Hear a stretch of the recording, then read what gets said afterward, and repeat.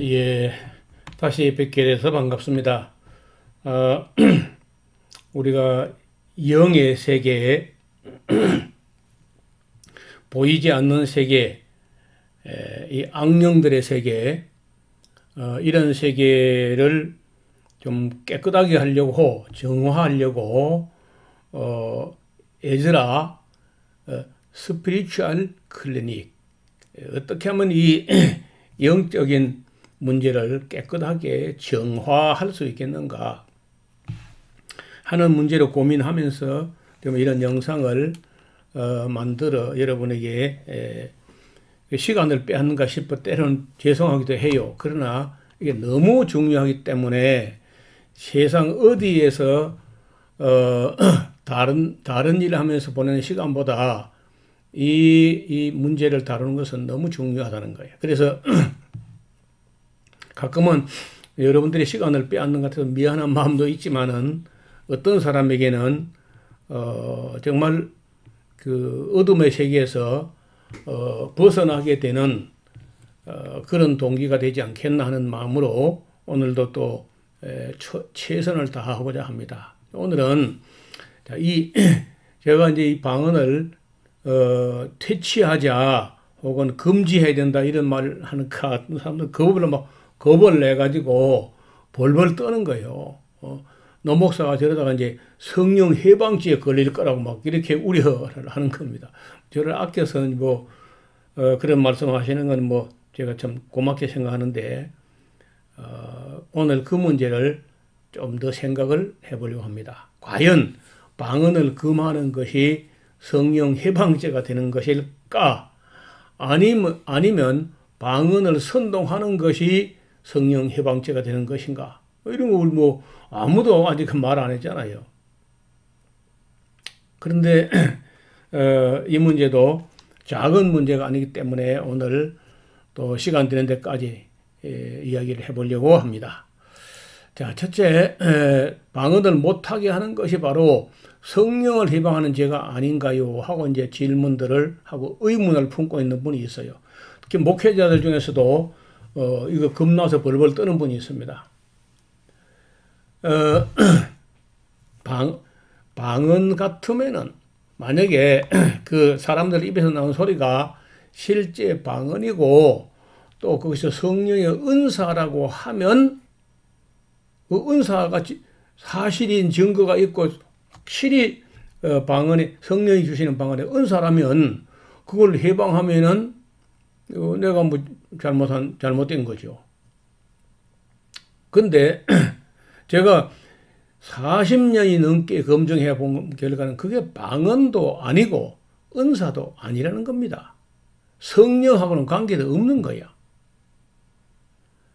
자, 두 번째, 방언을 못하게 하는 것이 성령을 제한하게 하는 것이 아닌가요? 그리고 이제 성령을 제한하는 거라고 또 우기는 사람이 있습니다.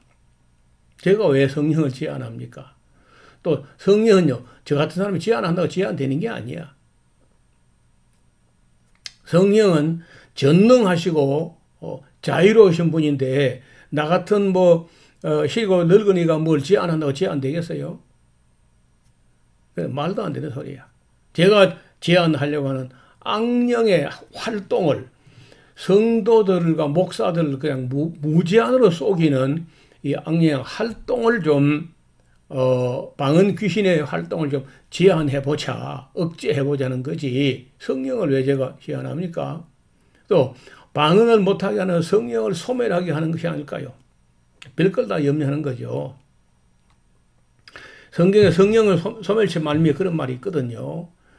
성령이 하시는 일이 어떤 일 하시느냐 뭐 이걸 하면 또 시간이 많이 가는데 그래도 몇 가지만 해봅시다. 성령이 하시는 일 중에 가장 중요한 일, 우선적인 일, 가장 가치 있는 일, 그게 뭐냐? 첫째는요, 그 타락하고 일그러진 그런 인간성이 아직 그래도 남아있는 어떤 사람을 선택하신 후에 그에게 영감을 불어넣어가지고 하나님의 신에 성령에 감동하게 하신 후에 성경을 기록하게 한 거예요. 저는 성령님께서 하시는 일 중에 가장 소중하고 가장 중요하고 가장 우선적이고 가장 가치가 있는 일이 사람의 마음을 감동해가지고 성경을 쓰게 한 거예요. 자, 이 성경책 좀 봐요. 지금같이 책 쓰기 용이한, 책 쓰기 편리한 컴퓨터로, 워드 프로세서로 책을 쓰는 이런 시대라도 이만한 분량의 책을 쓴다는 것은 이게 결코 작은 일이 아닙니다.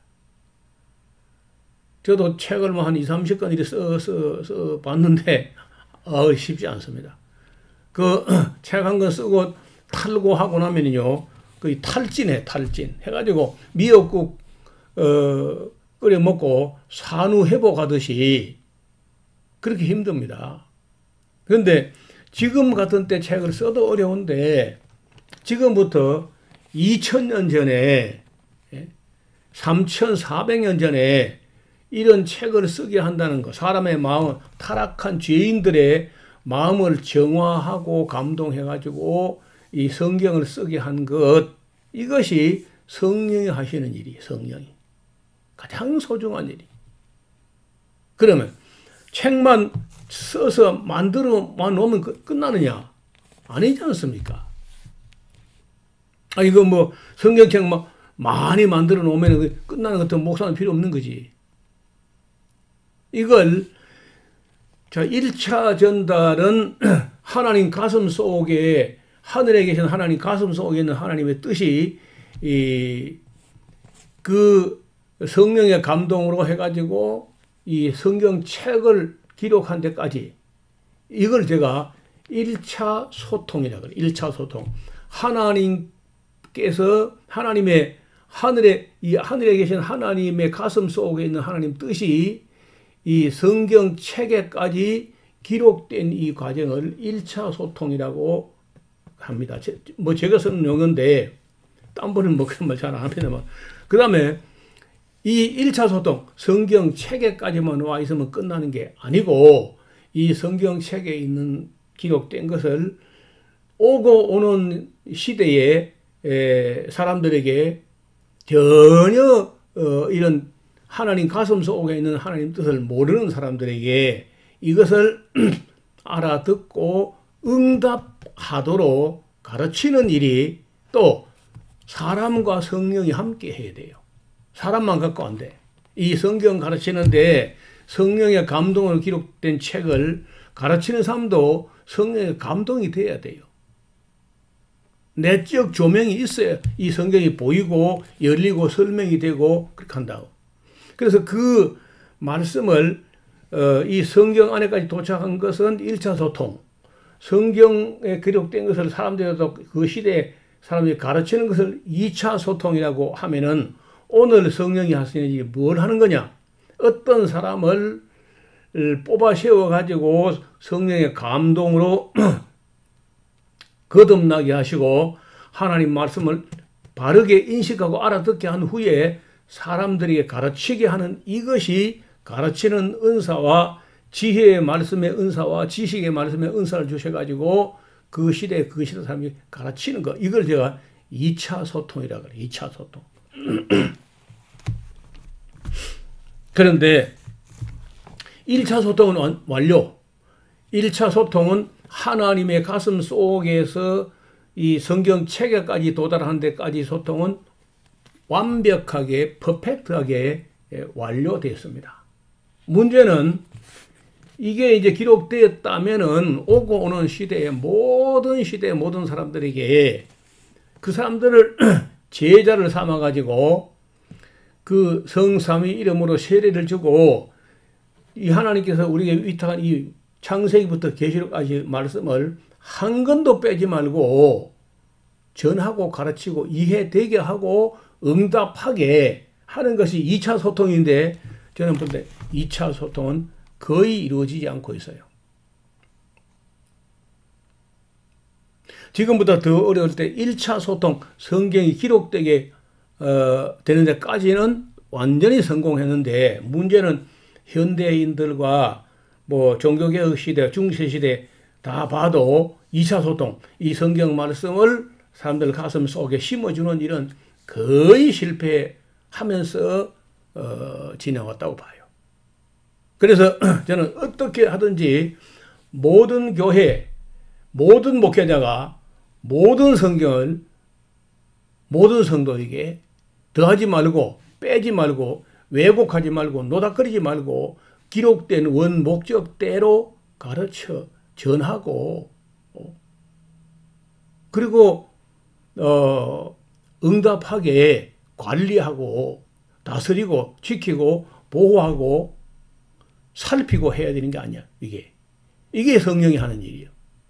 이걸 하지 않고 성경을 안 가르치고 엉뚱한 짓 하는 그게 바로 성령을 소멸하게 하는 거예요. 또 성령을 근심하게 하는 거예요.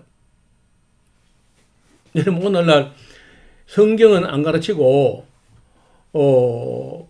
엉뚱한 불, 다른 불, 스트레인지 파이어, 이상한 불, 낯설은 불 그런 불장난하는 질들이 이게 방언운동이나 신비운동이나 신비은사운동이 이게 캠벨 몰간이 이 방언이라는 것은 사탄의 마지막 토악질 구토다.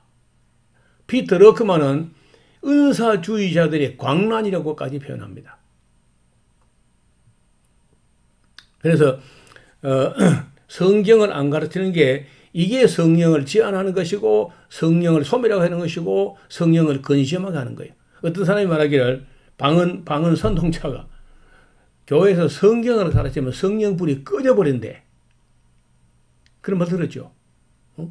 성경 공부를 하거나 성경을 가르치면 성령불이 꺼져버린다. 그럼 그 잘못된 불이야.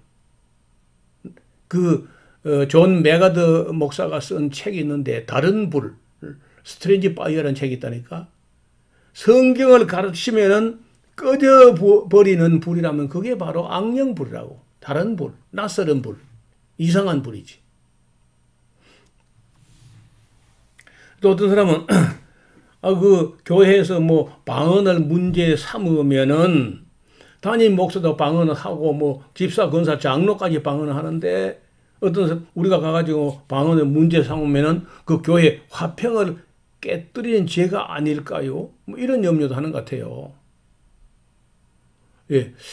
이 방언을 가지고 문제 삼으면은 교회에 문제가 되죠. 문제가 되고 또 화평이 혹시 깨어질 수도 있을 겁니다. 그 점도 염려 안 되는 건 아니에요. 그렇다고 그래 화평이 깨지고 어려움이 생긴다고 해가지고 우리가 거짓 화평, 거짓 방언 안에서 화평 가만 놔두는 게 옳은가요? 예수님께서 내가 온 것은 화평케 하려고 온 게 아니라 검을 주려고 왔다. 내가 이 불을 던지놨는데 이 불이 붙었으면 무엇을 염려하리요? 거짓 화평이 깨어질지라도 방언이 잘못된 같으면요 말을 해야 됩니다. 어렵죠. 저 하는 거 보세요. 방언 때문에 제가 곤욕을 치르고 욕을 먹고 어떤 사람이 이단성이 있다 별소리를 다 하지만요 제가 포기하지 않습니다. 밀리거나 위축되거나 그렇게 하지 않습니다. 몰라서 하는 걸 갈볼 수도 없고요. 자, 어떤 사람은요 방언하는 동안에 맛보는 그 황홀경을 포기할 수 없다는 거야. 아이고, 그럼 끝난 거죠. 자, 이리 보세요. 어떤 사람이 마약을 하면은 황홀하다. 그래서 나는 그 마약을 포기할 수 없다. 그러면 끝난 거지 뭐.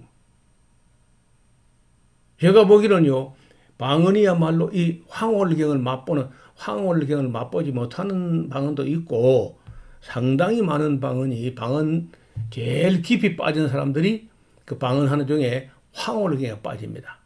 그는 불교도 있고 힌두교도 있고 이슬람교도 있고 다 해요. 같은 소리 반복하는 중에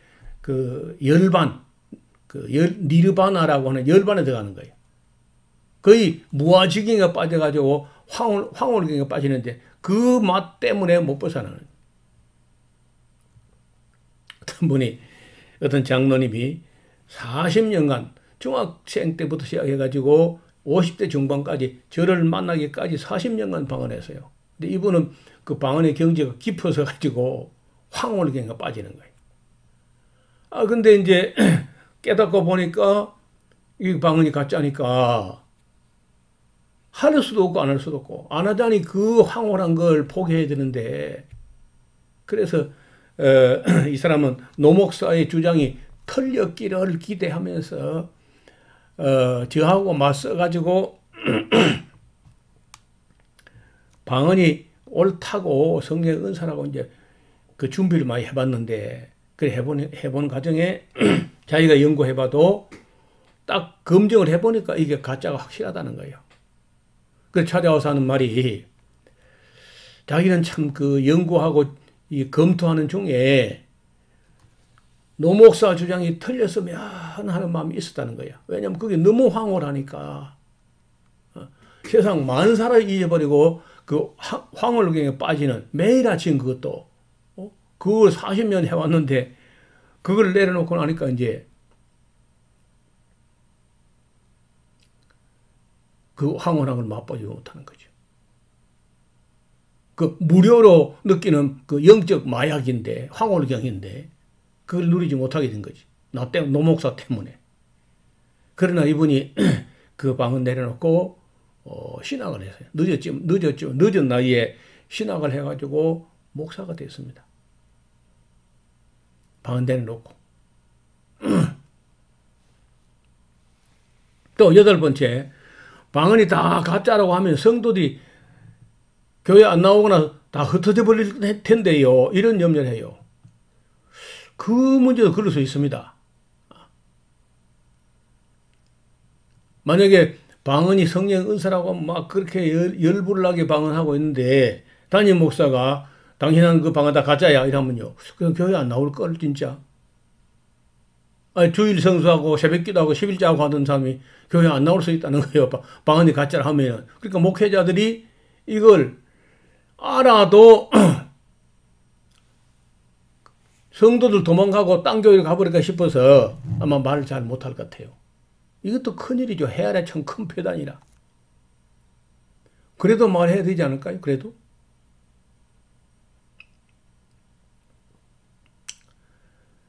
또 자기 목회자 자기 자신도 방언하고 사모도 하고 뭐 그 다 방언해야 또 집사 권사 다 방언하고 있다가 어느 날 목사가 방언이 가짜다고 하게 되면은 목사 자신이 설 자리가 없을 거 아니야. 그 여태까지 당연히 거짓말한 거 아니냐, 거짓말로 방언 선동한 거 아니냐 하고 성도들이 따지게 되면 그 목사가 어디 서겠어요. 그래서 목사들이 또 방언 문제를 가지고 이거 검증하거나 수습하거나 알아보거나 하길 두려워하는 겁니다. 슬슬 기피하는 거예요. 또 어떤 사람은요, 아니 그 교단도 있고 총회가 있고 하는데 거기서 왜 아무런 방언에 대해서 대책을 안 해오느냐. 내 말이 그 말입니다. 그 사람들도 몰라요.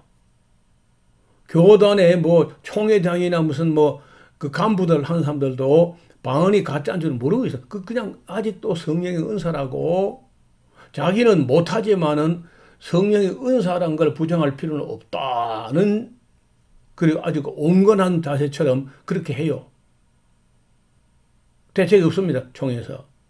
신학교 교수들과 학자들은 왜 가만히 있는가? 제가 물어봐서 왜 가만히 있는가? 그거 말해가지고 이익이 없다는 거예요. 참. 성도들이 방언 귀신에 빠져서 온 교회가 오염되어 가는데, 잠식되어 가는데, 악령에게 점령당해 가는데 이익이 없다고 교수들이 말하기 싫다는 겁니다. 그런 논쟁에 휘말리기 싫다는 거예요. 지금 대한민국에 있는 신학대학 교수들이 그래서 저를 아주 안 좋아합니다.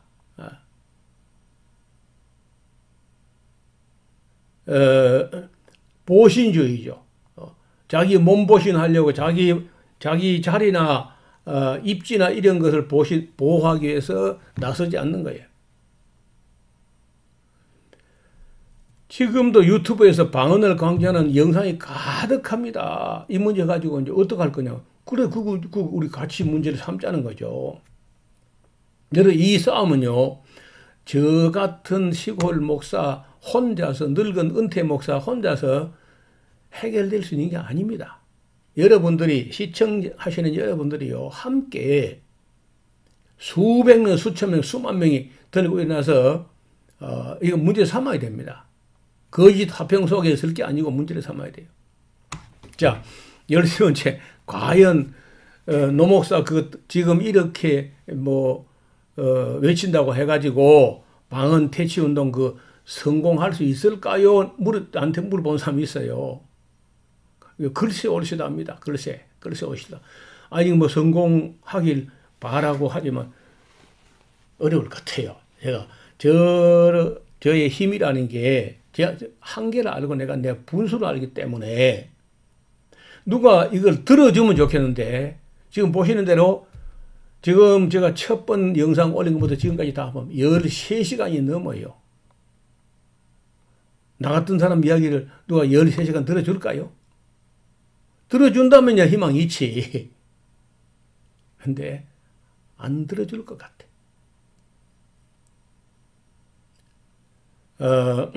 오늘도 또 여러분들이 갖고 있는 가슴 속에 어좁지 않게 갖고 있는 그런 생각들이 어정쩡하게 만들어요. 이런 걸 염려하고 두려워해가지고. 그러나 실상을 말하자면은 악령의 회방을 가지고 성령의 이름을 팔아서 선동하는 것이야말로, 다시 말하면 방언운동, 신비운동, 은사운동, 이런 그 자체가 성령 해방죄, 성령을 참칭해가지고 헛된 짓을 하는 게, 이게 바로 방언운동, 신비운동, 은사운동 자체가 제가 볼 때는 성령 해방죄에 해당합니다.